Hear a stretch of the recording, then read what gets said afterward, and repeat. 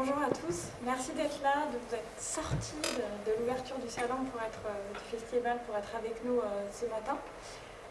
Nous avons l'honneur d'avoir la présence de Miles Hyman pour une première conférence ce matin. Une première conférence qui est donc dédiée à l'invité d'honneur du festival de bande dessinée de Bastia-Coberoche. Alors, je ne vais pas être très longue sur la présentation puisque tu vas revenir plus précisément aussi même sur des éléments biographiques. Et on gardera un temps d'échange plutôt après la présentation, même si tu me disais, Miles, que tu étais complètement d'accord que des questions puissent aussi surgir pendant la conférence. Même que je préfère. Voilà. Si vous avez des questions, n'hésitez pas. Camille? Oui. Ah oui, le micro.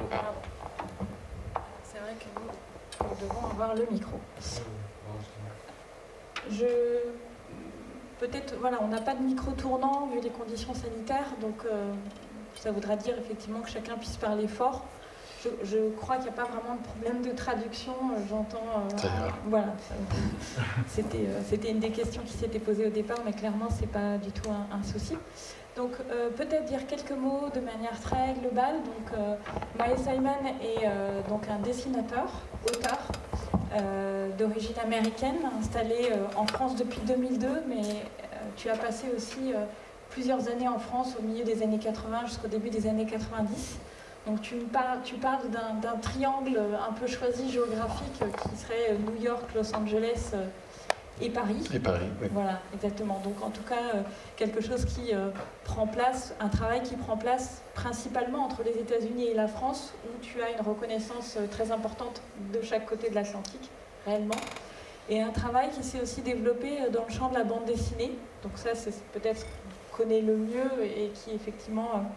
depuis ton retour en France en 2002, s'est déployé dans les maisons d'édition, notamment Casterman, et puis Dupuis plus récemment.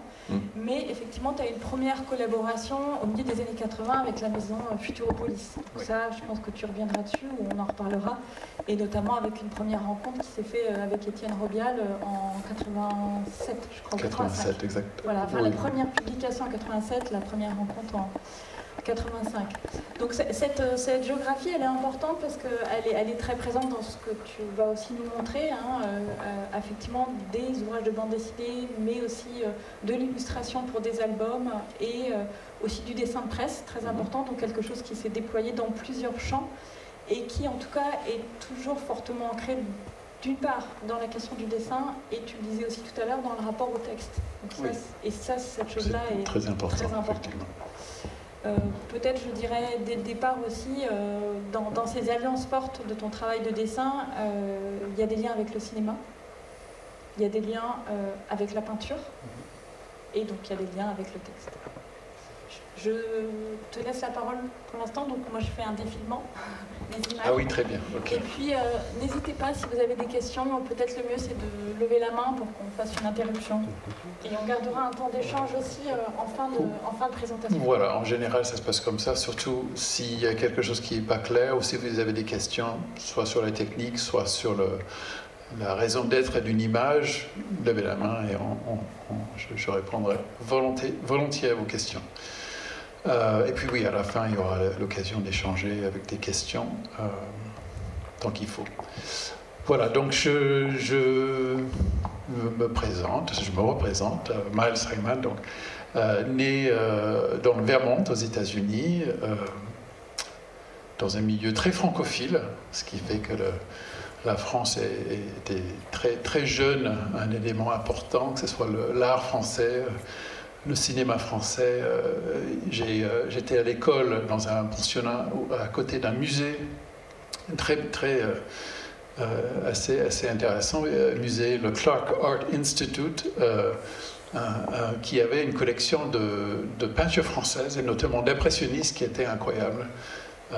C'était un industriel américain qui avait acheté l'impressionnisme français au moment où tout le monde voulait des Matisse et des Picasso. Et personne ne voulait les Renoir et les Monet et les Sisley, donc c'est une collection incroyable qui était pour moi un peu mon école. J'ai passé beaucoup de temps donc, à regarder ces belles images. Et donc voilà, j'arrive en France, on peut commencer peut-être les images.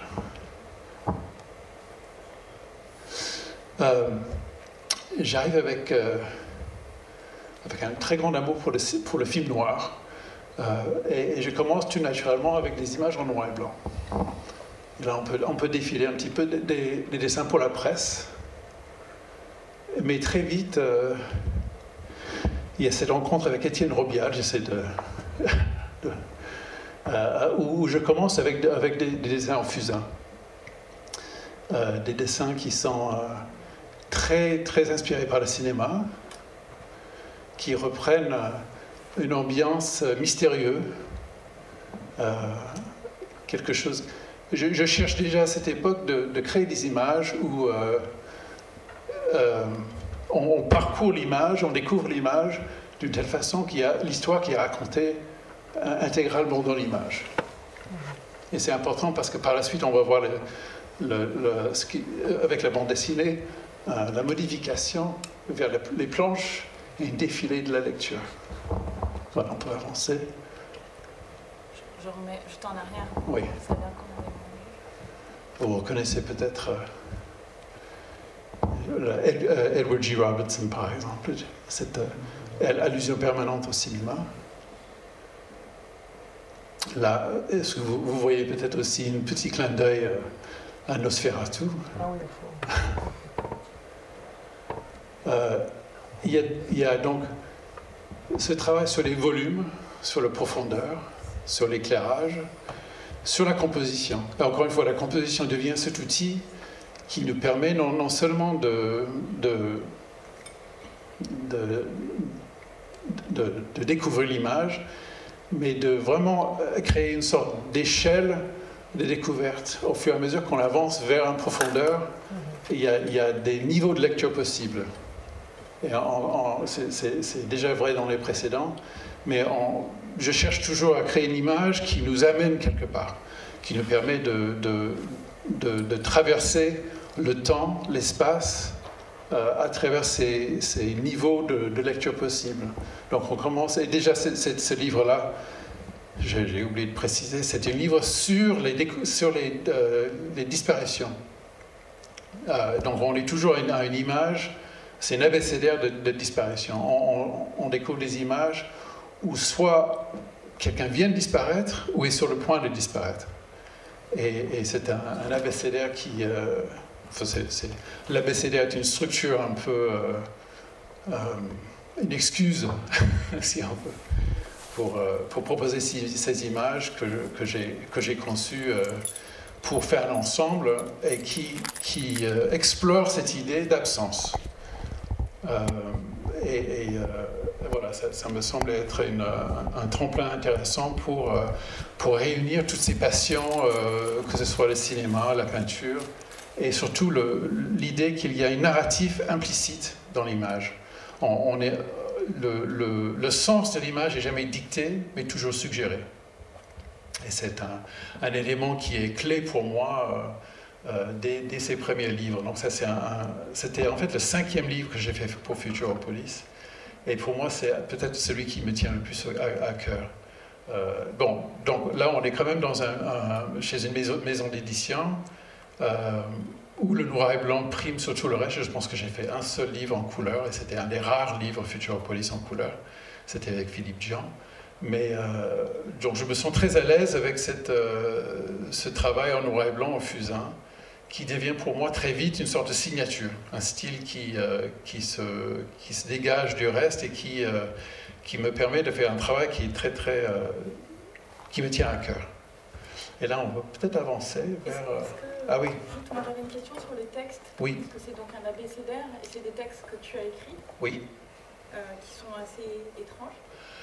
C'est des textes qui se veulent aussi mystérieux et enfin oui, c'est... Tu peux en dire un, par exemple, oui, absolument. C'est donc Céleste qui jouait à cache-cache au Crystal Palace. Oui. Oui, il y a toujours un petit côté d'humour un peu noir. J'étais inspiré par, je ne sais pas si vous connaissez, il y a Edward Gorey, le dessinateur américain, qui avait fait une abécédaire justement plusieurs abécédaires, un peu dans ce style-là, où il y a une seule phrase qui est aussi énigmatique que le dessin. Et alors, il y a justement, et Camille, tu as raison d'évoquer les textes, parce qu'il y a déjà ce travail de décalage entre le sens du texte et le sens de l'image. Et là, c'est quelque chose qui va se concrétiser et s'affirmer tout le long du parcours, jusqu'à, et y compris dans la bande dessinée. Tu voulais dire peut-être quelque chose d'autre? Non, parce que j'avais été surprise en le lisant du fait aussi que, effectivement, comme un abécédaire, il y a chaque lettre à son univers. Oui. Donc il n'y a pas forcément quelque chose qui est une histoire qui se déroule. Mais c'était une question. Comment s'est construit en fait la totalité de cette... Alors effectivement, il n'y a pas un sens global d'une histoire. C'est cette thématique de disparition qui est un peu le fil conducteur. Il n'y a pas de personnage récurrent, il n'y a pas un sens de lecture de A à Z, littéralement. La volonté est que chaque image puisse exister comme un univers en soi.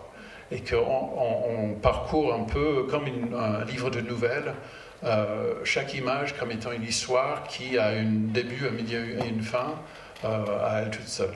Et donc c'est vraiment une volonté qui revient d'ailleurs avec un autre livre qui n'est pas ici, qui est Images interdites, que j'ai fait avec, comment ça s'appelle, Paringo. Et où il y a cette même volonté de faire une famille d'images où chaque image vit d'une façon indépendante par rapport aux autres. Bon, encore une fois, en arrivant à la bande dessinée, il y a une autre façon de concevoir l'image par rapport au texte. Mais cette première volonté dans mon parcours est de vraiment travailler l'image d'une telle façon que l'histoire est racontée intégralement dans l'image. Voilà. Et on va avancer. Il y a quelques autres. Celui-là, bon, encore une fois, c'est pour moi l'occasion de puiser un peu dans mes propres amours. Là, il y a un petit clin d'œil à Gatsby le Magnifique. Je ne sais pas si vous voyez avec les lunettes du docteur Zuckerberg ou je ne sais pas quoi. Mais transposé à Paris, où déjà je vis depuis quelques années quand je fais cette image. Ça, c'est Quentin, victime d'un quiproquo. Et évidemment, il y a cette façon de proposer déjà cette boutique qui n'existe évidemment pas, et de ramener, faire une rime graphique avec les ponts qui disparaissent à perte de vue. Il y a une sorte de reprise de ces lunettes dans la profondeur des ponts. Donc, et les lampadaires, pourquoi pas? Oui, tout à fait. Une façon de reprendre une thématique et de le ramener plusieurs fois dans la composition, de façon à avoir vraiment une genèse, un concept qui s'affirme dans différents endroits dans l'image.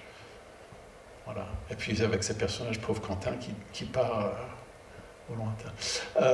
Alors là, il y a très vite des sollicitations du côté de l'Amérique, alors que j'ai commencé à travailler tout juste à Paris. Et notamment, c'est une première demande de couverture d'une nouvelle de ma grand-mère, La Loterie, qui existe, qui vient déjà dans les années 80. Donc je commence à travailler avec ce style noir et blanc, à la fois à Paris et à New York. Alors là, on va revenir dessus parce que c'est un premier petit élément qui vient très tôt, mais qui va s'aimer la graine en quelque sorte de comment éventuellement je pourrais adapter cette nouvelle de ma grand-mère, qui est aux États-Unis est un peu l'équivalent du Horla de Maupassant ici en France. C'est une grand classique, La Loterie. Aux États-Unis, c'est toujours une des nouvelles les plus lues dans les cursus scolaires américains. Oui, alors j'ai lu donc que cette grand-mère, une fameuse Shirley Jackson, a fait l'objet d'un biopic cette année, qui est sorti cette année avec Elisabeth Moss. Ben, moi, je ne l'ai pas vu non plus, mais peut-être certains d'entre vous. Je ne sais pas s'il est sorti en salle, en fait. Ça s'appelle Shirley. Avec Elisabeth Moss qui tient le rôle de Shirley Jackson. Qui a eu pas mal de succès, mais qui n'est pas encore arrivé ici. On verra bien. Où mes grands-parents sont représentés comme des meurtriers. Ce qui n'est pas vrai, je vous rassure. C'est une fiction basée sur leur vie. Donc, mais je ne sais pas si j'ai envie de le voir, mais je vais le voir. C'est une nouvelle de 47, hein, je crois. Donc, alors, la loterie est une nouvelle de 47 ou de 48, parue dans le New Yorker, et qui a provoqué le plus grand nombre d'annulations d'abonnements dans l'histoire du magazine Le New Yorker. Parce que ça a tellement choqué l'Amérique à l'époque, qui pensait que cette femme, dans la cérémonie du village, allait gagner une machine à laver. Et en fait, ça se passe différemment. Vous verrez. Voilà, donc... Je vous montre toutes ces images en noir et blanc, on va peut-être défiler un petit peu. Bon, quand même, je passe un peu de temps dessus parce qu'après on va basculer vers la couleur, je vais vous raconter un peu cette transition-là. Ce qui est important à retenir quand même dans le travail en noir et blanc, qu'il y a déjà toutes ces réflexions sur la lumière, le volume, qui vont rester quand même centrales. Et les défis qui vont se présenter au fur et à mesure que je commence à avoir de plus en plus de demandes de la presse et puis de l'édition pour jeunesse notamment, c'est comment ramener la couleur afin d'élargir un peu le champ de possibilités du travail que je fais. Là, c'était pour une image pour un festival de films scientifiques où il y avait des familles de chercheurs. Et là, je pense que c'était... je ne sais plus, c'était des collectionneurs, je crois, avec toujours ce travail sur l'architecture, sur des éléments un peu incongrus qui viennent, le but étant d'ouvrir, de poser des questions, peut-être pas tellement de rapporter des réponses, mais vraiment de poser des questions pour que la lectrice, le lecteur puisse amener ses propres réponses. C'est un peu ça le jeu qui s'installe très tôt et qui m'intéresse, c'est de vraiment ouvrir le dialogue avec la personne qui va regarder l'image d'une telle façon que chacun puisse les interpréter à leur façon. Ouais, je me demandais, c'est peut-être pas forcément la meilleure image pour en parler, parce qu'il y en a d'autres où c'était peut-être plus frappant, mais je me demandais quel était ton rapport à l'usage éventuel de la photographie comme un outil pour dessiner certains environnements, parce que j'ai vu une photo de toi où on te voit en train de dessiner directement dans l'espace. Donc je me demandais s'il y avait une part de choses qui étaient... Oui, il y a un travail sur la documentation enfin, je m'inspire beaucoup d'images, que ce soit peinture, dessin, photo, cinéma. Il y a une volonté de dialoguer d'une façon assez intense même avec les images existantes. Là, je pense qu'il y avait des gravures d'architecture de Bollé, je crois. Ah ouais, c'est Bollé, d'accord. Je ne me rappelle plus si c'est ça. Ouais. Bon, le but étant de prendre autant d'éléments que possible et de ramener ça vers quelque chose qui devient une œuvre originale. De s'inspirer aussi directement ou indirectement qu'il faut pour réussir à donner un côté réaliste à l'image. Ceci étant, la volonté est plutôt, je dirais presque surréaliste, puisqu'il y a pas la volonté n'est pas de documenter, c'est de suggérer, c'est d'amener le regard vers une sorte de monde connu, mais qui est présenté sous une lumière inattendue et surprenante. Peut-être aussi, justement, en lien avec le surréalisme, moi j'avais l'impression aussi d'un travail autour de la question du collage, alors pas d'un collage physique, mais d'un collage d'éléments rapportés. Donc là, effectivement, cette architecture, on a le ciel aussi, chaque chose a une identité, on porte quelque chose d'assez singulier, et c'est la juxtaposition, la superposition de certains éléments qui crée aussi le caractère un peu énigmatique de cette image. Tout à fait. The Timekeeper, donc c'est là, encore une fois cette façon de construire le concept du temps avec derrière la mécanique de l'horloge et devant la représentation du temps. C'était également pour le CNRS, pour un festival de films scientifiques. D'accord. Alors, on sent dans les univers de référence qui t'intéressent, pour moi assez fortement l'importance des années 40 et 50. Oui. J'y pense là parce que Timekeeper, on pourrait imaginer aussi une image contemporaine, mais là on revient à cette question de la mécanique. Tout à fait, et parfois aussi dans une seule image, un décalage de temps et il peu héros, c'est un jeu avec l'élément. Pour certains disent que c'est de la nostalgie, c'est pas tout à fait ça. Pour moi, la nostalgie, c'est l'idée que c'était mieux avant, et c'est pas tout à fait ce que j'ai cherché à représenter. Mais c'est vrai que j'étais très fortement influencé par le cinéma des années 40-50. Il y a une volonté de porter un regard sur les choses du présent, du passé, parfois dans la même image. Et surtout pour moi, il y a l'importance de pouvoir traiter aussi bien les sujets contemporains, pour la presse notamment, mais aussi pour la bande dessinée, que de pouvoir avoir un drame qui se passe intégralement dans les années 40 ou 50. Donc c'est effectivement quelque chose... Je suis très à l'aise avec cet univers-là, mais j'essaie de ne pas me limiter ça non plus. Non, mais c'est vrai que c'est quelque chose... C'est présent, c'est tout à fait présent, oui. Absolument. Là, on va avancer un petit peu. Toujours pour le CNRS, c'est une image sur les tables rondes des conférences, justement, avec ce chevalier de zèbre qui saute par-dessus la tête des... C'est du fusain, en tout cas. Toujours du fusain, oui, fusain sur papier. Et là, on va bientôt... Voilà, c'était pour un festival de polar, je crois, je ne me rappelle plus. Alors, voilà, image que je voulais absolument montrer comme étant un peu des passages un peu timides, certes, dans un premier temps, vers la couleur. Maison d'édition à New York qui me demandait une couverture de livre, mais qui avait envie d'une petite touche de couleur. Et là, je commence à me poser cette question, comment je vais arriver à capter tous ces outils qui commencent à être pour moi assez... je commence à sentir à l'aise avec le fusain, les volumes, la lumière, et de ramener la couleur d'une telle façon que je ne trahis pas ces qualités-là qui sont maintenant très importantes pour moi. Mais je reconnais, vu ce qu'on me demande de faire, qu'il va falloir franchir cette étape-là. Donc je commence à faire un dessin en fusain et de placer quelques touches de couleur au pastel, avec des crayons pastel. Donc, dans un premier temps, ça fonctionne. Les réactions sont bonnes, mais je vois qu'il y a plein d'autres choses à faire. Donc le pastel va commencer à être pour moi un outil avec lequel je travaille de plus en plus. Voilà. Et voilà. Et ce qui m'amène vers ce genre d'image-là, ou qui est intégralement fait au pastel sec. C'était pour le Boston Globe, sur un des romans de Cormac McCarthy.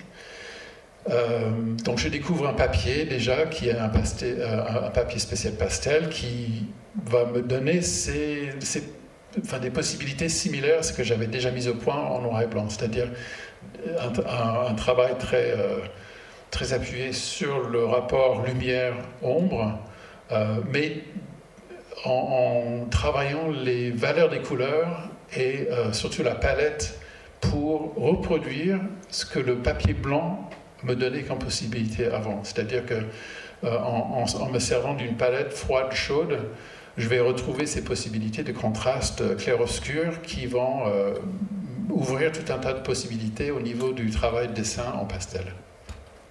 Voilà, on peut avancer.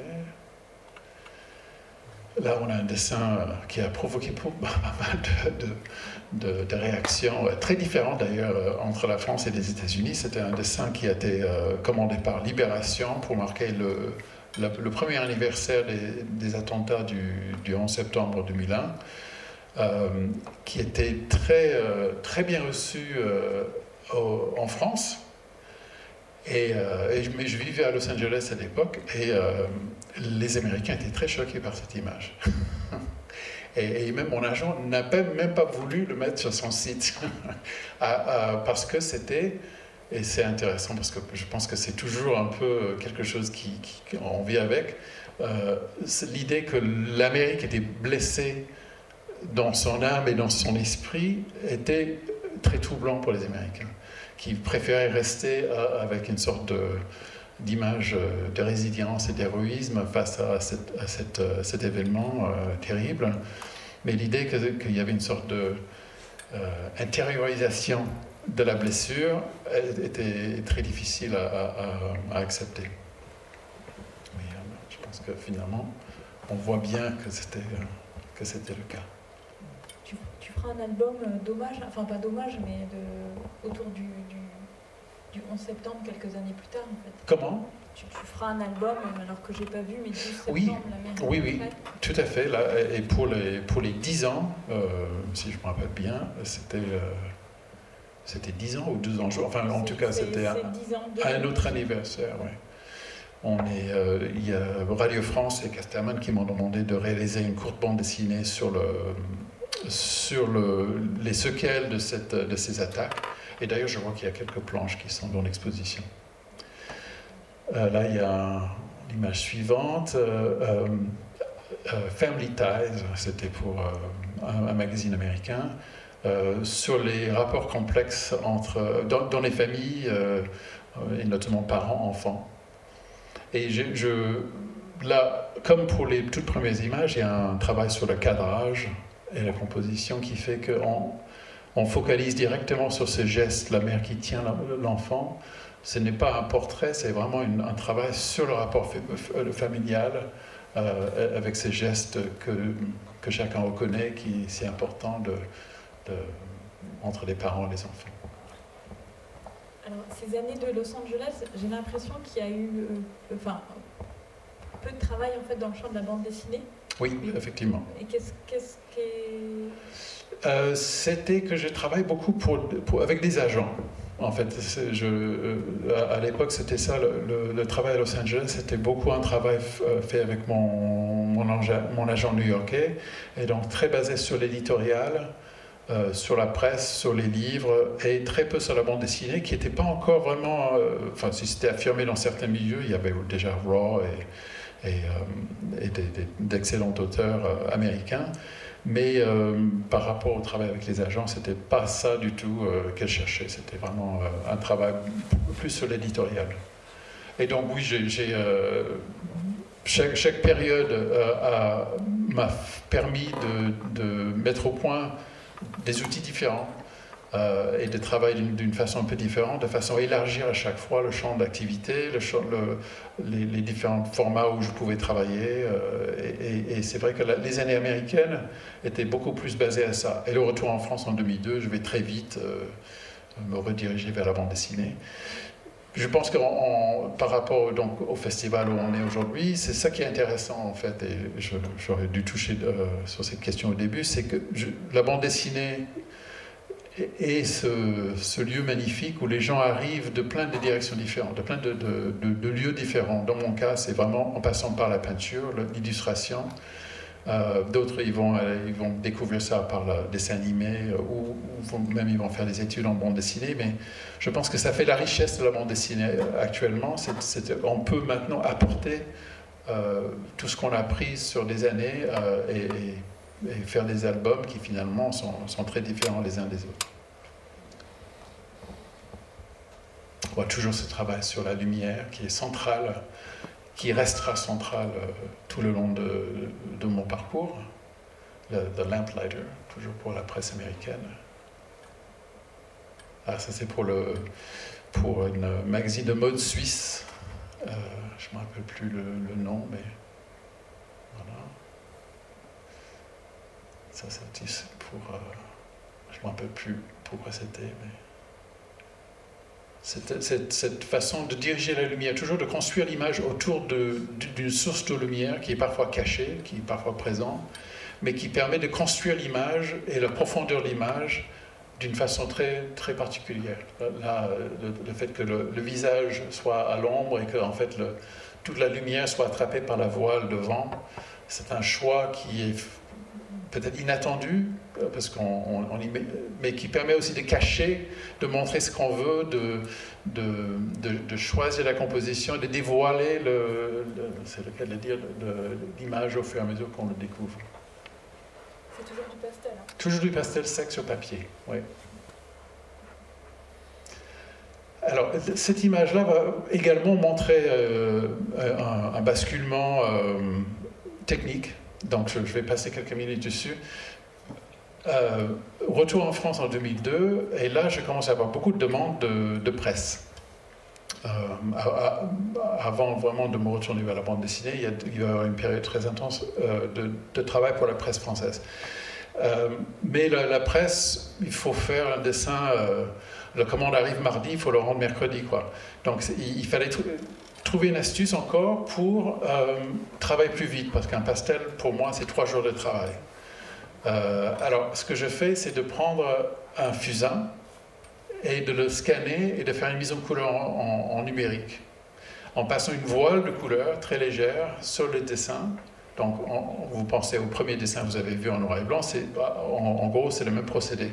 Il y a juste cet élément numérique qui va entrer en jeu et qui va permettre maintenant de travailler plus vite et de maintenir surtout un peu ce grain, c'est traité sur le papier, on voit en gros le trait, on n'est pas du tout dans une image numérique, et pourtant le numérique va permettre de franchir cette étape et de proposer à la presse ou même dans certains cas, et surtout à la bande dessinée au bout de quelques années, des images en couleur.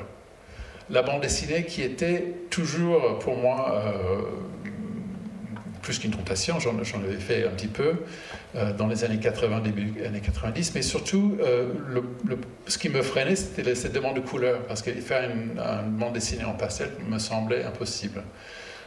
Donc ça va m'amener vers la bande dessinée, en fait, cette étape. Donc en termes techniques, voilà, zut, pardon. Là, par exemple, cette partie-là, c'est que une colorisation numérique. Exactement. Et là, on va voir dans quelques images plus loin, on va voir on va voir l'évolution. Chaque étape va être clarifiée. Oui, ce qu'on voit là, c'est le fusain sur papier avec après une voile de couleur dessus. Là, on est au début des années 2000 ? Oui, tout à fait.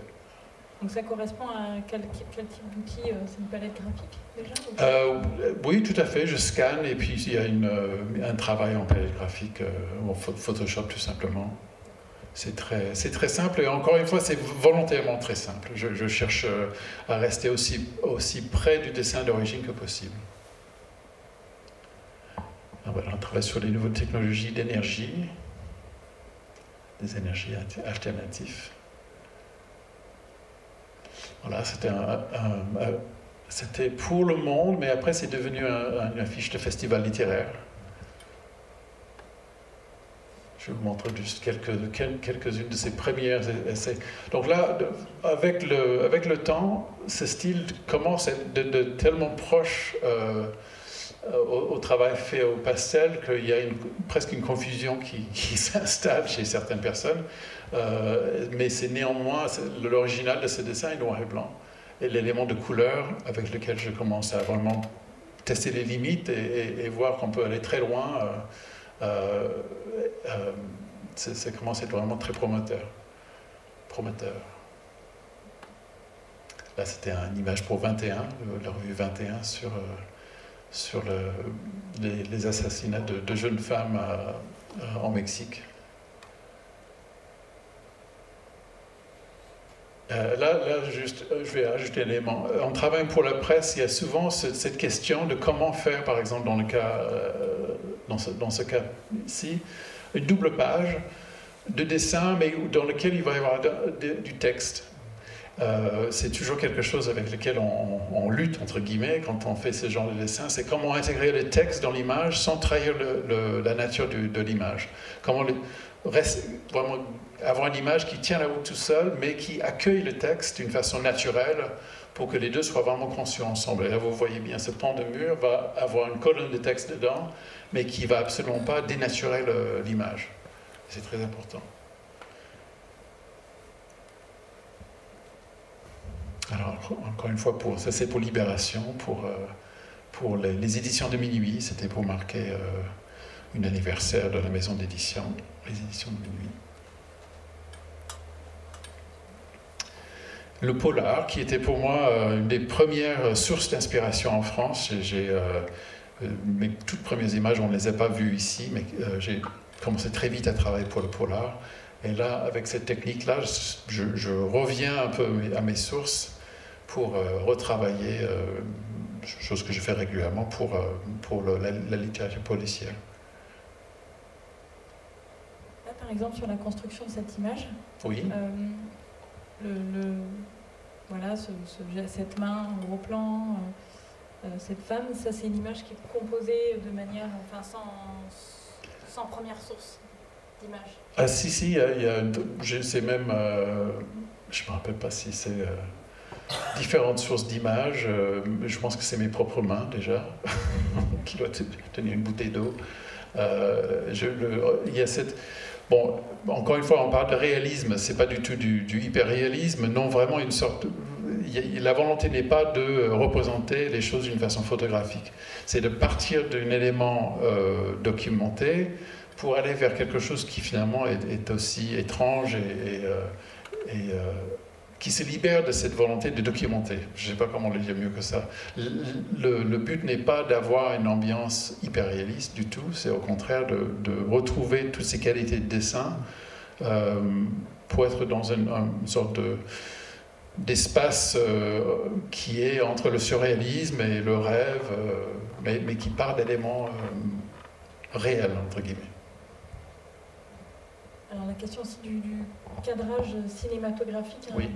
C'est Étienne Robial qui disait, alors on n'en a pas parlé, mais il y a une monographie qui est sortie chez Glénat en 2015 sur ton travail de dessin, oui. avec un certain nombre de contributions d'auteurs, dont Étienne Robial. Et lui soulignait cette question.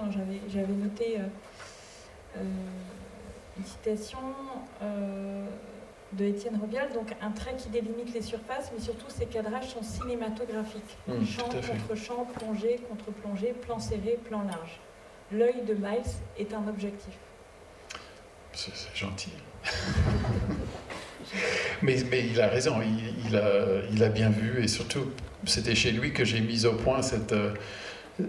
déjà en passant beaucoup de temps, peut-être autant de temps à la cinémathèque que devant ma table de dessin, où je découvrais en France en fait le film noir américain. Donc c'était très agréable d'avoir cette découverte un peu décalée, mais la façon dont les metteurs en scène comme Anthony Mann, je ne sais pas si vous connaissez, mais enfin, il y a Fritz Lang, il y a un tas d'autres, mais la façon dont on découvre, dont on déforme l'image et le cadrage sont presque aussi importantes que son contenu. Et j'ai retenu cette leçon de ces heures passées au cinéma pour formater mes images d'une telle façon qu'il y a vraiment, encore une fois, une lecture imposée, entre guillemets, et un ordre de découverte des éléments qui nous amène dans l'image et quand l'image fonctionne bien, où l'histoire est racontée sans besoin de texte presque.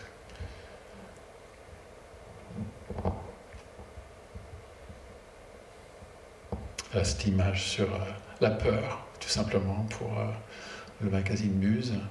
Oui, tout à fait, on est vraiment dans une atmosphère très près du cinéma noir, du film noir. L'original était dans l'exposition. Ah, c'est vrai? Ah oui, j'ai oublié, tout à fait. Oui, vous allez voir, donc l'original, là aussi, est en noir et blanc. On évoquait tout à l'heure, avant que la rencontre commence, la question d'image aussi suspendue, ce terme de suspension qui a été aussi utilisé justement dans cette monographie de chez Glénat. Et pour moi, qui était aussi important dans ce que j'avais vu de ce travail de dessin, quelque chose qui... Alors, je l'utilise là parce que je trouve qu'on est vraiment sur quelque chose qui est comme un arrêt d'un mouvement, oui. Et qui laisse... qui est en soi comme une histoire racontée, mais dont on ne sait pas l'avant, pas l'après, mais en même temps qui contient en fait tout ça. Oui, la suspension du temps. Oui.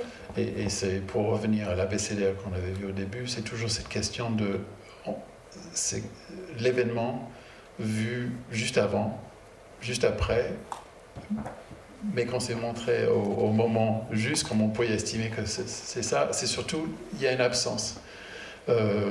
Qu'est-ce qui lui fait peur? C'est ça qui est intéressant. C'est non pas le menace, mais c'est la réaction, c'est l'émotion qui compte. Au-delà de ce qui lui fait peur n'a presque aucun intérêt. C'est l'émotion pure qu'on cherche à véhiculer par cette image. D'ailleurs, c'est la thématique qui est imposée par l'éditeur.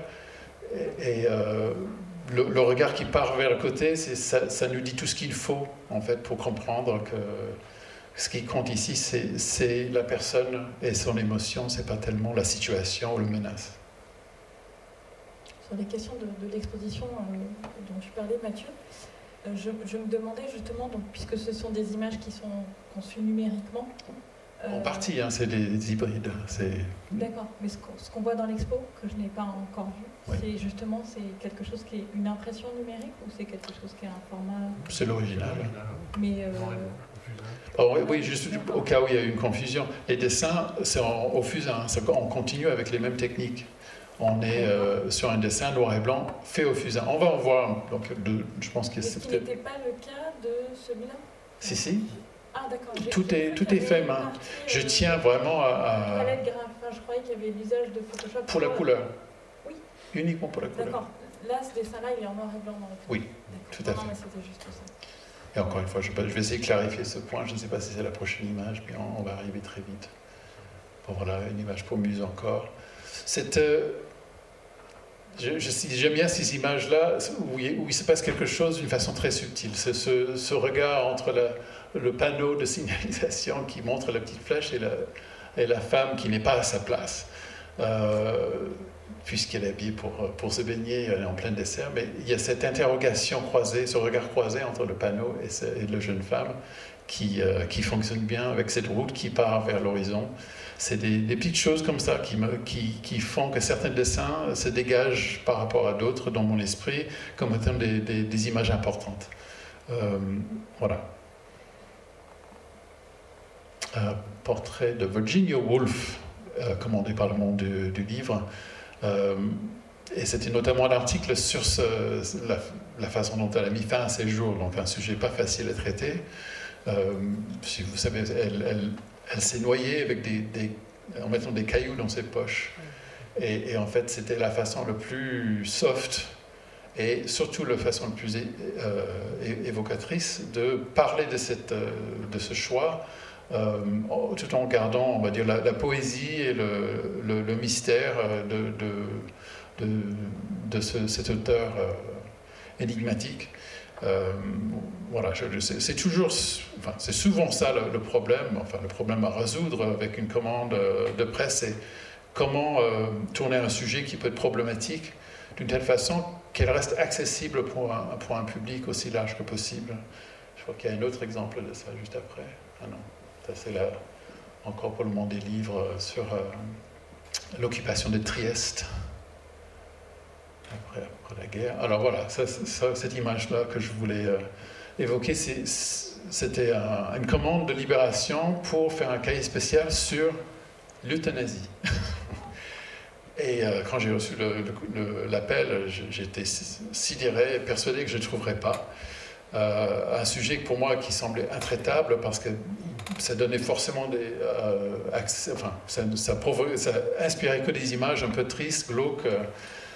Et en fait, en relisant, il me semble que la seule façon de le traiter, c'était de mettre l'accent sur ce geste, ce choix d'éteindre la bougie, image qui n'est pas du tout évoquée dans le texte, mais je veux dire, le plaisir, voire l'avantage d'avoir des éditeurs qui nous font confiance, c'est qu'on est libre de rester aussi près ou de loin d'une thématique même de ce qui nous est demandé. Et là, je sentais que j'avais une très grande liberté avec un directeur artistique que je connaissais bien, d'aller vraiment vers l'émotion, encore une fois, vers le vécu, vers quelque chose qui pouvait être ouvert à un maximum de personnes qui allaient lire cet article, sans aller forcément vers quelque chose de sinistre et de triste. Donc la seule chose qu'ils m'ont fait rajouter après, c'était la petite suggestion d'un élément médical que je regrette encore un petit peu, mais parce que je pense que tout était là, dans ce simple geste de la main qui éteint la bougie. Je ne sais pas s'il y a peut-être une autre dans la série, parce que c'était une série de 3. Oui, d'autant plus que c'est avec un article, donc effectivement, la réponse. Je remarque aussi que ces images n'ont pas forcément le même format, mais il y a quand même un format rectangulaire mais proche du carré qu'on retrouve. Oui, c'est peut-être mon choix parce que c'est pas toujours le cas. Au contraire, il y a beaucoup de bandeaux, mais j'aime ces formats un peu plus carrés parce que ça permet un vrai travail sur la composition où tous les éléments dialoguent entre eux. Et ça s'affirme plus dans une composition carrée que dans les bandeaux, où là, au contraire, on est presque obligé de faire 2 illustrations qui se tiennent les unes à côté des autres. Voilà, ça c'est un article sur la nouvelle architecture à Paris, les nouvelles tendances en architecture à Paris. Voilà, vous voyez une palette de couleurs qui s'affirme de plus en plus au fur et à mesure que la technique prend forme. Une image je vous montre un peu dans les ordres. Ça, c'est une image sur la littérature de voyage, fait pour, je pense que c'est pour Télérama. Pour Libération, c'est une série que j'ai fait pour eux, moi, jeune, sur ce que c'est que d'être une jeune personne à Paris. C'est un autre champ qui s'ouvre en fait, qui est plus proche d'une forme documentaire. Oui, documentaire, et puis aussi, pour moi, une très forte volonté de ne pas être trop directement ancré dans un passé et un style nostalgique. Donc, toujours vraiment très content d'avoir l'occasion de travailler sur des sujets actuels. Ce que j'aime bien dans cette image, c'est aussi cette rotation de mouvement où on fait un cercle un petit peu. Évidemment, il y a une coupe au milieu, c'est une image qui se passe sur 2 pages qui se font face à face. Et le défi dans ces cas-là, c'est toujours, bon, on parlait du défi du texte dans l'image, quand il y a une coupe dans un magazine ou un journal, il y a toujours l'importance d'avoir des éléments qui dialoguent entre eux. C'est intéressant d'avoir pour moi, il y a comme une forme de décalage entre un univers très contemporain et un dessin qui porte aussi des traces d'une forme un peu classique. Oui, c'est vrai. Et je trouve que ces 2 choses ensemble créent un rapport un peu différent à cette forme contemporaine, c'est-à-dire que bon, il y a aussi la question de la suspension du jeune garçon, mais oui. C'est comme si elle donne comme une temporalité longue à une image qui, au contraire, normalement, est une forme très évanescente. Enfin, tout à fait. Un moment capturé avec, on voit bien des éléments sur une mode vestimentaire, sur des coupes de cheveux, sur un lieu. Sur un lieu, oui, tout à fait. Alors là, je vais pouvoir enfin, parce que ça fait un moment que je vous parle d'une technique, on va rentrer dans le détail un petit peu. Je vais vous proposer 2-3 idées, 2-3 pistes. Là, il y a celle-là, ça va être un pastel. C'est un travail que j'ai fait pour une maison d'édition. Non, c'était une maison de production aux États-Unis, à San Francisco, qui s'appelait Crescendo, et qui voulait une image un peu emblématique pour illustrer leur maison de production, qui a ce nom Crescendo avec des affinités italiennes. Donc, dans un premier temps, j'imagine ce mot comme marqué sur un scooter italien avec un décor italien derrière. Après, on me fait le remarque que ça manque de présence, donc une jeune femme maintenant est en train de piloter le Vespa en question, enfin le scooter en question. Le problème étant là qu'il y a, là je franchis toutes les étapes de création, son regard se perd vers le lointain, mais dans la composition, le village bloque un petit peu l'accès à le sens de la lecture. Donc, par la suite, voilà, on bascule les choses. Bon, ça fait partie des avantages de travailler en partie en numérique. Cette étape d'esquisse, très souvent, je procède d'une telle façon que je peux remanier, recomposer, trouver justement les bonnes proportions pour que quand je passe au dessin définitif, tout est en place. Donc, en fait, le numérique va entrer en jeu à 2 étapes. Cette première étape d'esquisse, où chaque partie de l'esquisse est faite un petit peu souvent à part et qui peut bouger et être recomposée, et puis à la fin avec la couleur. Sauf que là, c'est pour un pastel, donc vous allez voir, voilà, ça donne ça. Donc après, une fois que le client a donné son feu vert pour que l'esquisse soit est considérée comme étant définitive, je le transfère sur un papier, une sorte de carton à grains, Et là, je vais travailler dessus avec un pastel sec. Et encore une fois, ça prend 2-3 jours parce que c'est couche sur couche sur couche de pastel pour avoir cette velouté, cette richesse de couleurs et avec chaque étape de plus en plus de profondeur et de contraste. Alors après, je crois que j'ai 2 exemples de l'autre technique. Là, c'est pour le monde, un travail sur le genèse du concept des papiers d'identité. Où le papier d'identité, peu à peu, prend la place de nos rapports sociaux et devient un objet incontournable. Donc voilà, on a cette composition qui se met en place. J'ai le feu vert du directeur artistique. Je vais faire donc cette première étape de dessin noir et blanc. Donc ça, c'est un vrai dessin fait à la main au fusain sur papier. Et tout de suite après, je scanne et je passe cette voile de couleur qui ne trahit pas la matière sur papier qu'on voit dans l'étape précédente, mais qui va nous donner cette lumière, ce volume, cette chaleur qui vient avec la couleur.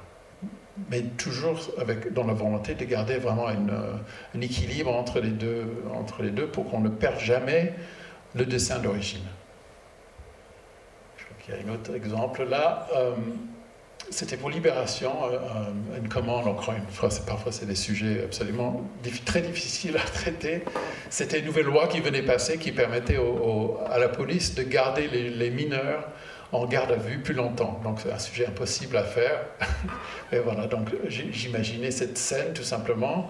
L'autre contrainte étant qu'il y avait une coupe au milieu. Donc encore une fois, comme je disais tout à l'heure, dans ces cas-là, il faut vraiment que chaque partie du dessin puisse à la limite fonctionner à part, fonctionner indépendamment l'un de l'autre. Mais qu'ensemble, ça fait un diptyque en quelque sorte. 2 images qui se répondent et qui peuvent aussi être réunies en une seule. Donc là, l'esquisse, j'ai le feu vert de Alain Blaise. Voici donc le fusain, avec toute la densité qui va venir avec le fusain, qui est beaucoup plus riche en matière que le crayon de papier, et la mise en couleur. On n'est pas si loin, en quelque sorte, mais si, en fait, la couleur nous amène une autre lecture de l'image. Les lumières de cette rue, par exemple, le rue qui part encore une fois vers l'horizon, vers le lointain, a peu d'importance dans le noir et blanc, si on revient, mais une fois qu'on passe en couleur, on devine presque qu'il se passe quelque chose là-bas derrière les 2 jeunes qui vont être contrôlés. Et donc la couleur, c'est plus qu'un élément décoratif.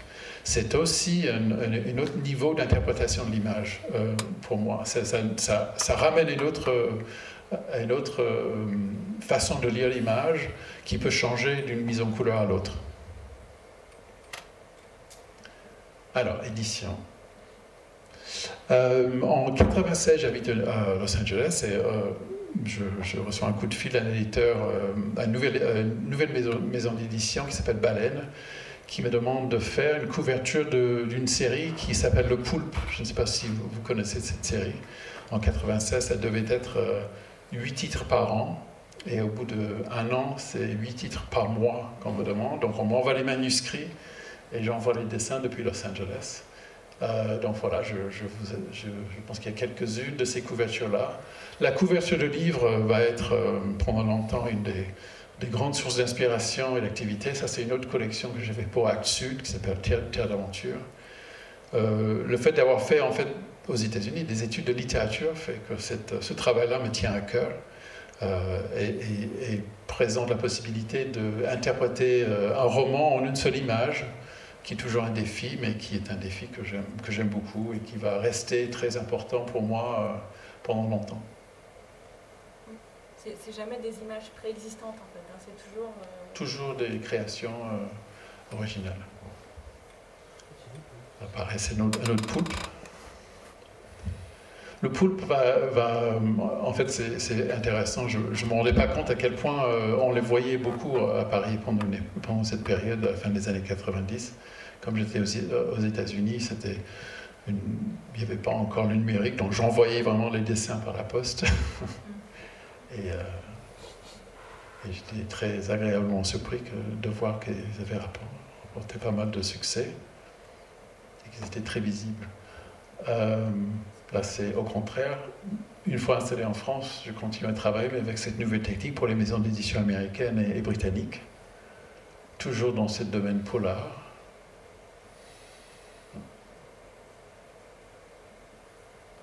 Et je commence à travailler pour Casterman, d'abord dans un non, en fait, c'est mon deuxième livre, c'était après Nuit de Fureur. Mais il y a Lonely Planet qui me demande d'aller à New York et de faire des dessins pour cette maison d'édition européenne pour un guide dessiné de New York. Il y a quelques extraits de ce livre. C'est toujours un plaisir de parler de ces décors dans lesquels on a grandi pour un public européen. Plaisir qui va se prolonger donc avec la loterie. C'est toujours New York. Ça, par Oui. exemple, ce jeune homme à droite, avec cette coiffure un peu extraordinaire, Oui. C'est une chose observée. Enfin, Oui, enfin, observer ou imaginer. Et souvent, c'est un mélange des deux. Je veux dire, c'est des choses qu'on voit sur place et qui après va développer dans l'atelier avec différents éléments qu'on va... je pioche vraiment dans un tas de sources différentes pour arriver à l'image qui finit par être dessinée. Et voilà, alors en parlant de la bande dessinée, j'y arrive par petites étapes. Ce livre-là, avec Philippe Paringot, Images interdites, va me permettre de imaginer un livre qui va se balader entre illustration et planche de bande dessinée.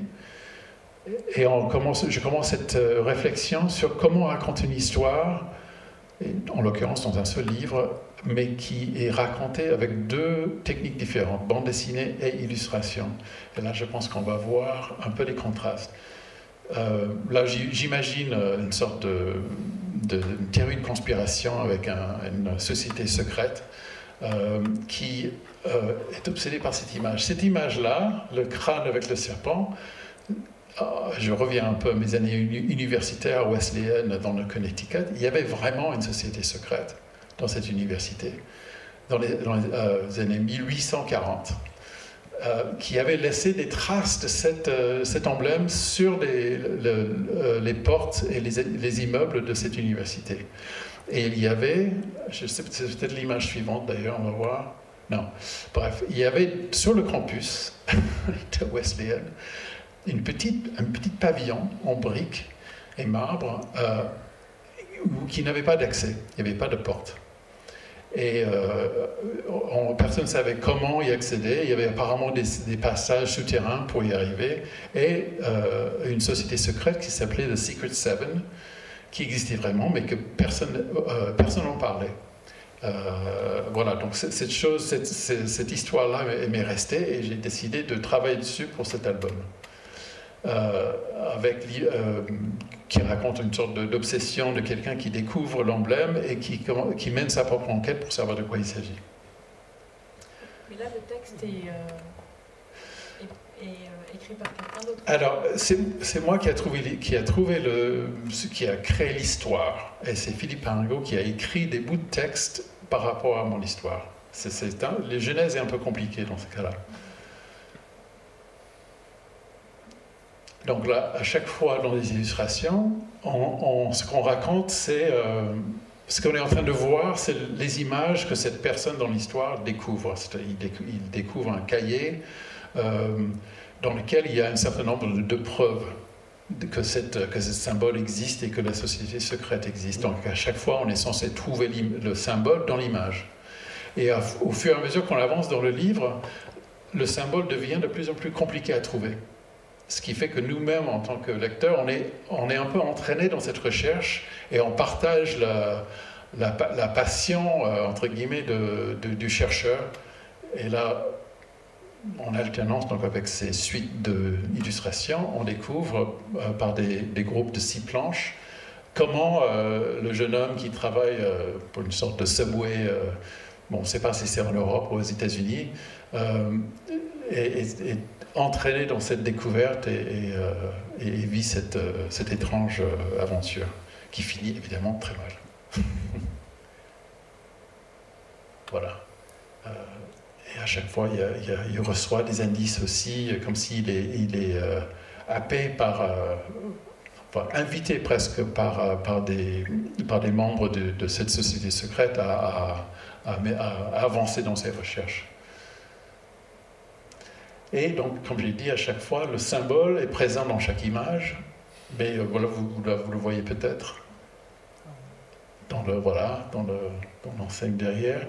Mais il y a certaines images, je ne sais pas si j'en ai mis ou pas, où ça devient... Bon, là, évidemment, on le voit. Là, on le voit assez facilement. Bon, encore une fois, comme pour l'abécédaire, le symbole et l'histoire est un prétexte aussi pour moi d'avancer dans cette recherche permanente, de créer des images qui nourrissent le mystère et le suspense. Voilà ce que vous voyez dans celui-là. Hôtel, oui. Mais bon, en fait, il faut dire aussi que c'est clairement un prétexte, c'est un rôle mineur, ça peut être un jeu, mais le vrai but de cette aventure pour moi, c'est de créer un univers étrange qui nous amène vers une lecture de plus en plus engagée. Ah bah, voilà, il n'y en a plus. Alors, il y a une autre évolution avant de passer à la bande dessinée. Il y a de plus en plus d'invitations de galeries, de musées même, à des auteurs de bande dessinée et de dessinateurs pour créer un travail personnel qui est exposé lors de différents événements. Je crois qu'on va finir aussi avec une suite de ces images-là. Et puis surtout, ça donne l'occasion de changer de format. Le travail est en général assez petit et fait d'une façon très, très intensive. Là, cette nouvelle... ces invitations-là permettent aussi de changer de format et de changer notre façon de travailler. Là, dès la fin des années 80, au milieu des années 90, un certain nombre de galeries commencent à faire l'apparition à Paris et ailleurs, et qui nous invitent à mettre de côté les planches et de vraiment se concentrer sur un travail personnel et à explorer encore plus en détail notre univers personnel, que ce soit nos balades dans les villes où on habite, les souvenirs d'enfance. Je pense que c'est l'image suivante. Ça, c'était un lieu où j'avais passé beaucoup de mes étés en tant qu'enfant sur Block Island. Voilà, pareil. Donc, c'est encore un élément qui vient enrichir et diversifier l'activité qu'on fait, d'une telle façon qu'il y a la possibilité, chose que je choisis de faire d'une façon très, très spécifique, d'alterner entre le travail de commande, entre guillemets, et le travail personnel. Là, c'est encore des pastels. Donc là, on peut prendre le temps. On n'a pas cette nécessité de rendre le dessin pour le lendemain. On peut prendre une semaine pour faire une image si on le souhaite, sachant que le temps pour ce genre de commande devient beaucoup plus élastique et on peut vraiment explorer toutes ces idées qui nous viennent, peut-être même pendant un travail de commande. On peut prendre le temps et le format, donc la classe, pour travailler comme on souhaite. Là, c'est quel format, justement? Oh, il doit être grand comme ça. On commence ça dépasse le A3. Pour les autres aussi? Ça dépend. Celui-là était plus petit, mais maintenant, en général, je travaille presque au format raisin, voire plus grand, pour ce genre de projet. Là, c'était une exposition où chaque artiste était invité à créer une affiche de film. Et là, c'était un film qu'on imaginait, qui s'appelait Trinity, sur les essais nucléaires des années 40. Et le fait qu'on considérait que c'était un peu des feux d'artifice complètement banaux. Là, une autre invitation à réfléchir sur le jazz, grande passion, surtout de mon père. Donc, portrait de Johnny Hodges, enfin, un faux portrait de Johnny Hodges. Voilà, ça c'est pour une exposition en Suisse. Encore pour moi, on parlait de nostalgie tout à l'heure, il y a peut-être la nostalgie des lieux. Ça, je suis d'accord que pour moi, c'est ces lieux qui m'ont marqué. Ça, c'est Zuma Beach, à côté de Los Angeles. Mais c'était pour une exposition en Suisse quelques années plus tard. Est-ce qu'il n'y a pas une nostalgie d'Edward Hopper aussi? Alors, oui, on le remarque souvent et je réponds peut-être, c'est pas tout à fait possible, c'est pas exprès. Et souvent, j'ai remarqué que j'ai dessiné. Hopper a peint beaucoup de lieux où j'ai grandi. On est tous les deux, notamment beaucoup de sources d'inspiration en Nouvelle-Angleterre. Donc il y a ça aussi, il y a un peu un rapport à cette lumière et cette architecture. Mais oui, évidemment, c'est un peintre que j'adore, non seulement du point de vue stylistique, mais là, je lisais, il y avait un article dans le New Yorker il y a quelques semaines sur Hopper qui affirme que c'est un surréaliste. Et là, j'ai trouvé que là, il y avait quelque chose qui, d'ailleurs, je l'ai évoqué tout à l'heure, cet espace flou entre le réalisme et le surréalisme, où en fait, il y a peu de choses qui se passent, mais qui nous balancent dans un autre univers, dans une autre lecture de ces espaces réels, où il se passe pourtant quelque chose d'incongru ou d'inattendu, et qui nous amène vers un travail de réflexion et d'imagination, et qui rend l'espace, encore une fois, réel, entre guillemets, plutôt un décor de rêve. Et dans ce sens-là, oui, je pense qu'il y a vraiment une affinité avec lui, parce que c'est tout à fait cette recherche-là que j'amène avec ce genre de composition. C'est beaucoup plus présent sur ces pièces-là qui sont plus travaillées sur la couleur. Oui, et qui sont peut-être plus minimalistes aussi. Oui, en même temps, chez Hopper, il y a toujours des personnages, en fait, mais presque toujours. Presque toujours, c'est vrai. C'est vrai. Voilà, une série d'images pour une galerie belge sur New York. Ce dialogue, ce va-et-vient entre le vécu de mes années américaines et l'invitation à ramener ces éléments dans des compositions pour les clients et les galeries européennes. Ce décalage-là, ça correspond un petit peu à mon décalage personnel entre mes deux, mon pays de naissance et mon pays d'adoption, qui a un vrai sens. Là, c'est un travail aussi pour une galerie Tallulah de Tulsa. On est dans cette ambiance un peu rétro sur le cinéma, sur la lumière, sur tous ces éléments qui me tiennent à cœur. Alors là, c'était une première suggestion de couverture pour la loterie. Et je ne sais pas si c'est là où je commence à passer, amener vers la bande dessinée. Ah non, pas encore. C'est toujours un travail sur là, on passe vers la monographie, les images qui commencent à ramener, je veux dire, ce travail que j'ai fait depuis quelques années pour les galeries vers le travail en éditorial. Avec ce Desert Modern sur cette architecture moderne du désert près de Los Angeles. Voilà, ça c'est une autre image de la monographie. Alors la peinture, chose que j'ai fait pendant longtemps à l'école, et de plus en plus les galeries pour lesquelles je travaille me demandent des grands formats en peinture. Et ici, d'ailleurs, c'est une image qui est présente dans le festival. La peinture devient, comme auparavant la couleur et comme la question numérique, ça devient aussi une question technique que je commence à mettre au point. Et avec ce genre de composition, on a de nouveau cette atmosphère un peu réaliste, mais avec toujours cet élément qui n'est pas à sa place. C'est quoi comme technique? Peinture à l'huile, sur toile. Et là, évidemment, c'est dans des formats beaucoup plus vastes. Alors là, on va peut-être passer vite par publicité communication, qui n'a peut-être pas trop de sens ici, mais... Ouais, il faut qu'on accélère un peu. oui, allez, on va le zapper complètement alors. Je la passe. Travail sur la composition, la volonté, en passant par ces images de Célou, montrait encore une fois la diversité de formats et d'activités et de modes d'expression, que ce soit les festivals de polar, que ce soit des publicités pour des pièces de théâtre, les affiches de cinéma. On est de plus en plus dans un mode d'expression qui touche vraiment à beaucoup de formats et de formes différentes.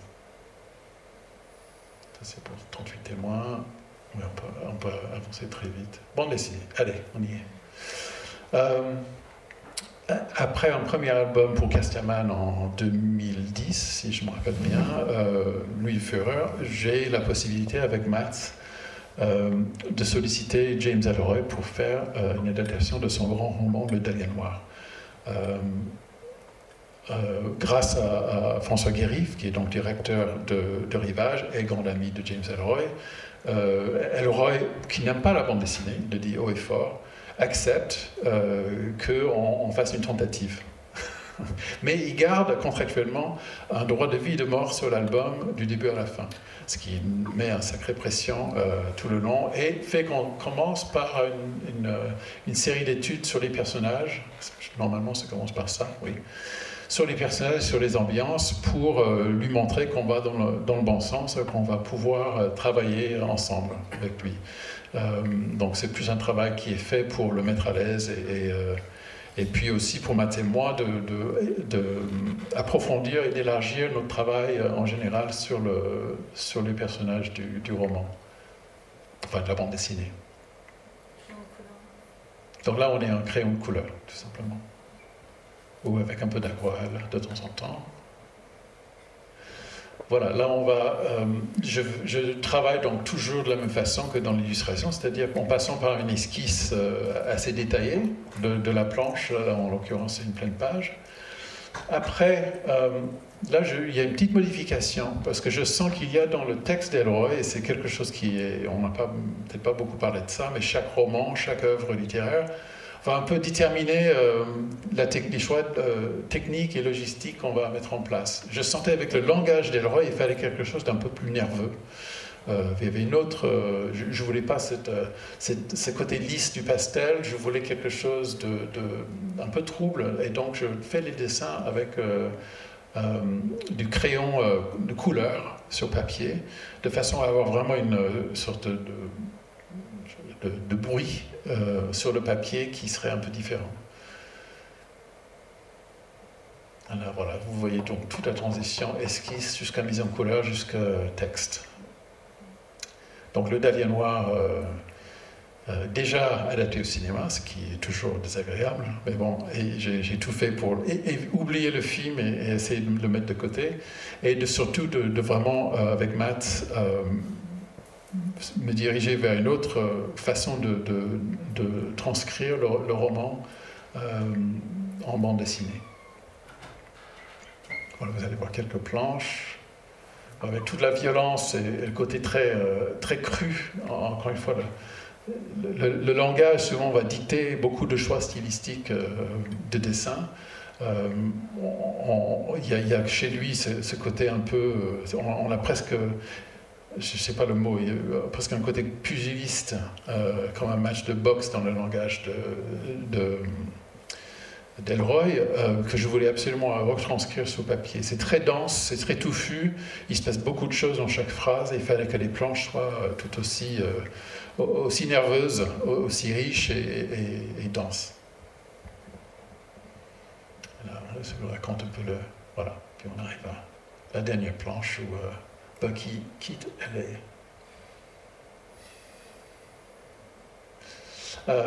Comme c'était il y avait pas mal d'adaptations, après il y avait la version américaine pour laquelle j'ai réalisé ce dessin-là. Donc c'est un album qui, comme pas mal d'albums, ont plusieurs vies en France, mais aussi aux États-Unis ou ailleurs. Et à chaque fois avec un léger décalage.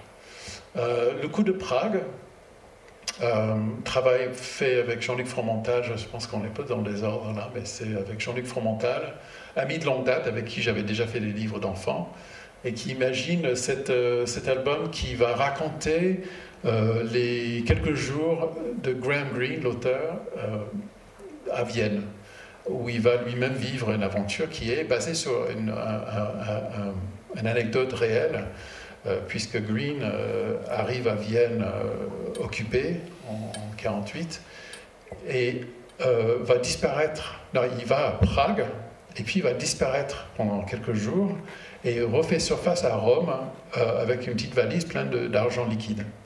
Et il n'a jamais voulu expliquer la source de cet argent et ce qu'il a vécu entre Prague et Rome. Donc l'idée de Jean-Luc, l'idée brillante de Jean-Luc d'ailleurs, c'était d'imaginer qu'est-ce qui s'est passé pendant cette absence. Et donc on a cet album très complexe puisqu'il fallait à la fois raconter l'histoire, donc l'histoire de la guerre froide, l'ambiance d'une ville occupée dans les années 40, mais aussi parler d'un film qui était le produit de cette expérience, qui est Le Troisième Homme. Donc tout ça fait une sorte de cocktail un peu magique où on a à la fois une volonté de documenter, de parler d'une période historique, d'un auteur avec ses préoccupations et ses passions, mais aussi toujours avec le petit clin d'œil au film, puisque c'est cette expérience qu'il est en train de vivre à Vienne qui va inspirer le film. Donc on est un peu sur un travail en fait sur l'inspiration artistique. Voilà, donc déplacement à Vienne pour dessiner sur place, très important, pour vraiment s'imprégner des lumières, de l'architecture, de l'ambiance de la ville. Voilà, il y a la fameuse porte, je ne sais pas si vous connaissez le film, mais, où Harry Lime se cache dans l'ombre et un chat qui vient lui lécher la chaussure.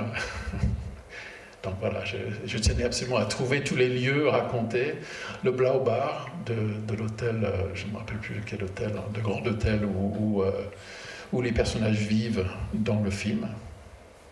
Et même les égouts. Je suis allé visiter les égouts comme les personnages dans l'histoire et dans le film. Bizarrement, Vienne, je ne sais pas si vous connaissez la ville, a été complètement refaite. Et donc, il fallait chercher auprès d'antiquaires et de bouquinistes les sources, des images de comment était la ville à cette époque, à façon d'élargir et de vraiment être aussi proche que possible à ce que les personnages ont vécu pendant cette période.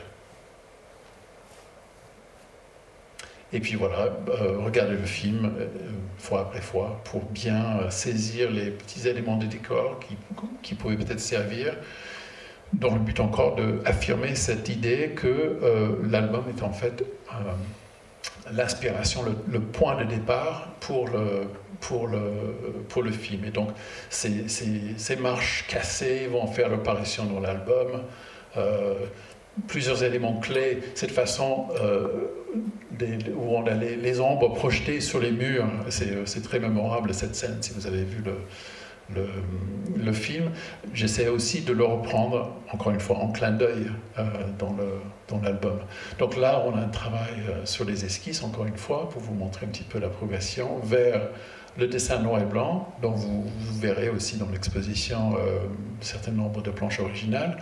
La mise en couleur, voilà, vous allez voir un peu ce que c'est, en fait, dans sa forme brute, et sans le trait, ce que ça donne. En fait, c'est pas très beau, mais ça vous donne un peu une petite impression des différentes étapes et des différents éléments qui rentrent en jeu pour arriver à la planche définitive, qui est là, presque.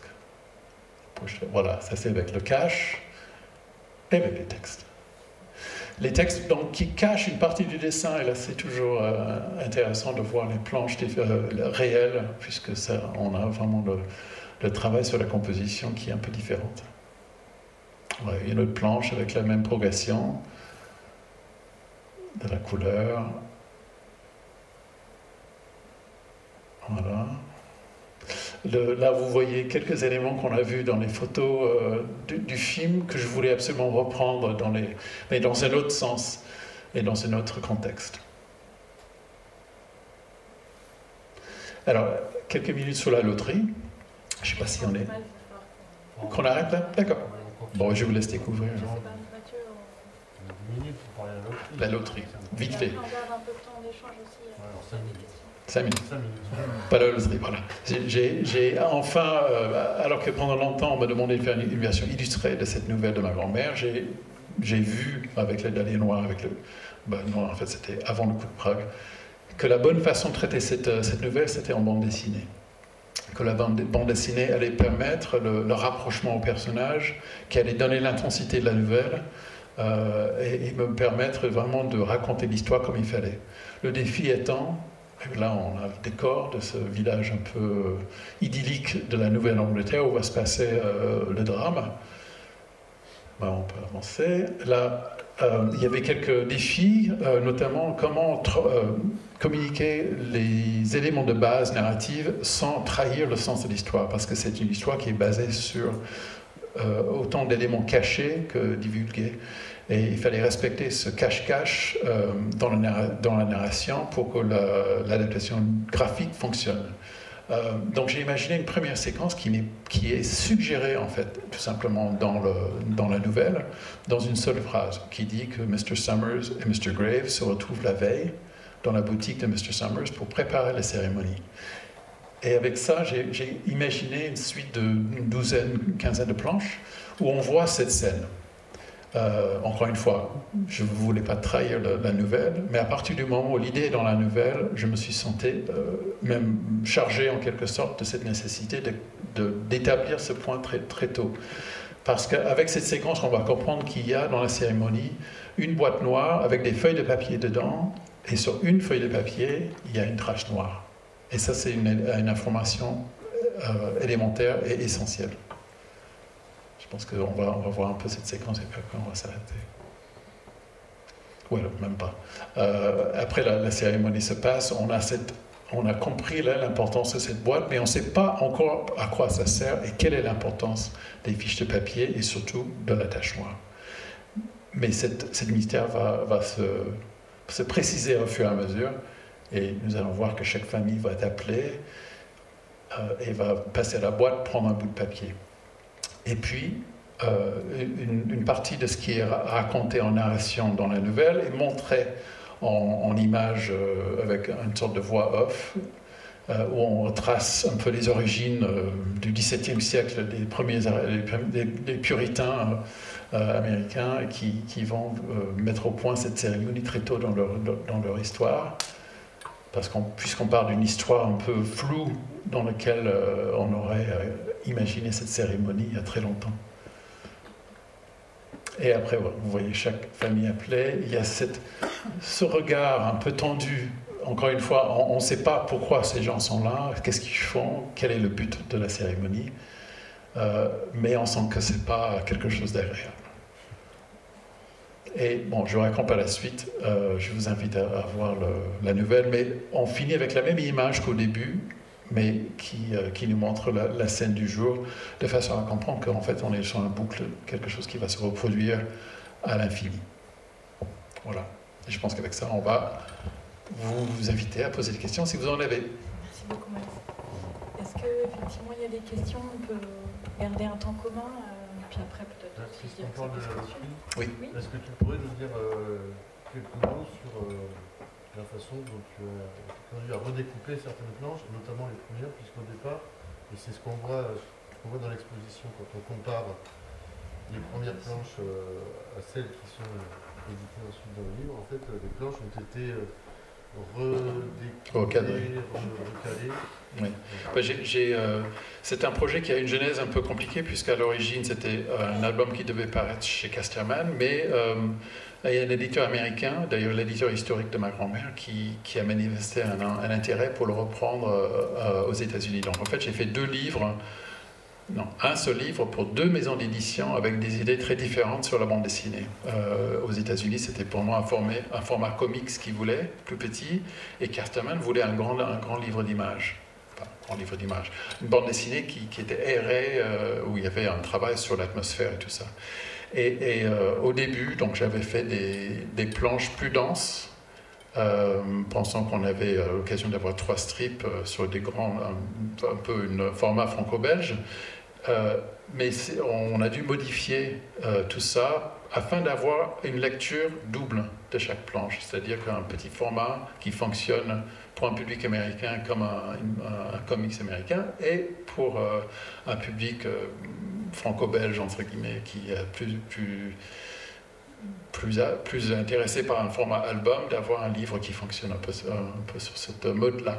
Donc ça explique pourquoi il y a dans l'exposition 2-3 planches avec le premier format, mais qui ensuite sont réduits à quelque chose à moins d'images, mais qui fonctionne d'une façon beaucoup plus dense. Des cases parfois réduites, oui. Avec des choix de découpe particuliers. Et qui parfois, encore une fois, on a vu avec Images Interdites, il y a ce jeu entre bande dessinée et illustration. Il y a certaines, par moments, l'intensité du déroulement de la cérémonie cède à la volonté de montrer le lieu, l'ambiance, quelque chose qui est plus vaste, qui passe donc du coup à fond perdu. C'est quelque chose qui m'a beaucoup plu dans ce travail et qui en fait me ramène toujours à ces mêmes racines graphiques. Oui. Oui, tout d'abord, merci pour cette super présentation. C'était un plaisir. Bon, je ne reviendrai pas sur l'influence ou pas de Hopper, puisque vous en avez déjà parlé. Je voudrais revenir sur une illustration que j'ai trouvée absolument géniale, celle pour la fin de vie. Et oui. Au fur et à mesure que vous nous l'avez expliqué, je me suis dit moi aussi, mais pourquoi la perfusion finalement, je ne vais pas dire qu'elle est inutile, mais elle est presque de trop. Oui. Donc je voulais savoir, ça a été facile pour vous d'accepter ce qui vous a été demandé, puisque vous avez dit on vous a demandé de la rajouter, ou ça a été imposé, c'était ça ou rien? Bon, la question, c'est, au cas où vous ne l'avez pas entendu, c'est comment accepter des modifications dans les cas où on a un dessin qu'on considère comme étant abouti. Hein. C'est un peu ça. Ça fait partie du jeu, j'ai envie de dire, dans un sens. C'est des considérations professionnelles. Parfois, on est obligé, on envoie 2-3 esquisses à un éditeur, on sait très bien quelle est la bonne version, et pourtant, il y a une volonté de la part du client, de l'éditeur ou le directeur artistique, de faire des modifications qui, pour nous, peuvent être réductrices. En l'occurrence, j'ai réussi à le placer d'une telle façon qui ne nous préoccupe pas trop. C'est le mieux qu'on puisse faire, je pense, dans ces cas-là. Et je crois que je pense pas qu'il réduit tant que ça l'impact de l'image. Le fait aussi, et là on parle de cet outil informatique qui est très puissant, la mise en couleur réduit encore plus son importance et nous ramène vraiment à ce geste. C'est presque quelque chose qu'on voit dans un deuxième temps. Donc je savais que je pouvais satisfaire cette demande de la part de la rédaction de Libération en rajoutant cet petit élément qui finalement était assez anodin, mais garder un peu l'essentiel, l'esprit du dessin en nous focalisant sur le geste essentiel. Mais bon, c'est vrai qu'il y a des cas où il faut accepter des choses qu'on n'a pas forcément envie d'accepter. Mais voilà, il faut juste faire en sorte que ça dénature le moins possible son inspiration initiale. Est-ce qu'il y a d'autres questions? Peut-être prendre soit une dernière question, et puis après on pourra imaginer qu'il y a des échanges qui se Oui, bien sûr. dans la journée. Aucun souci. Moi, c'est pas une question. Je sais pas, j'ai 2 remarques. D'abord, pour dire que vous êtes aussi classe et agréable que vos images. Oh, merci beaucoup. Et la première remarque, c'est que Camille et vous avez parlé, bien évidemment, que ça saute aux yeux de l'influence du cinéma, notamment américain, mais oui. pas que, dans les images, à travers le cadrage, mais j'y vois aussi beaucoup d'influence dans l'éclairage et dans la lumière.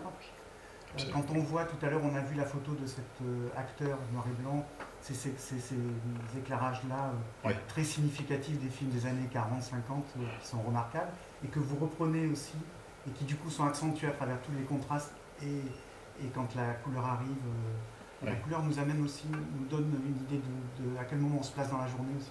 Quand on voit les 3 dessins, le premier crayoné, le deuxième, etc. Le premier, on ne sait pas à quel moment on est dans la journée, et hop, ça se pose. Et il se trouve qu'on arrive et on est le soir à travers le... C'est tout à fait. Je répète juste, le remarque étant sur le rôle de la lumière et la couleur, encore une fois. Et c'est vrai que la lumière est bon, la composition évidemment, mais la lumière est vraiment l'élément structurant de l'image.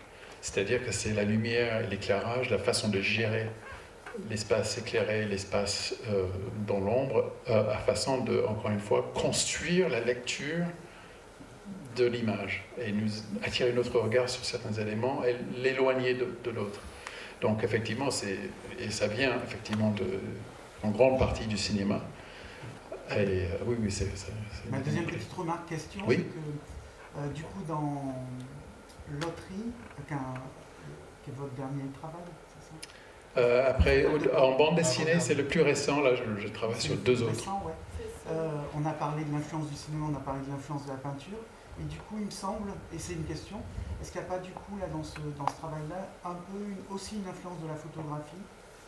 Parce que il y a certaines planches comme ça, enfin certaines cases, certains dessins qui sont cadrés.